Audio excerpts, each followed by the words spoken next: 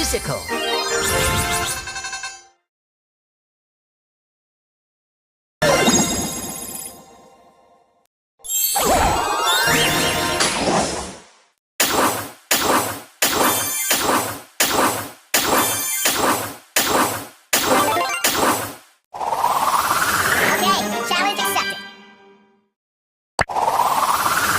Sugar and spice.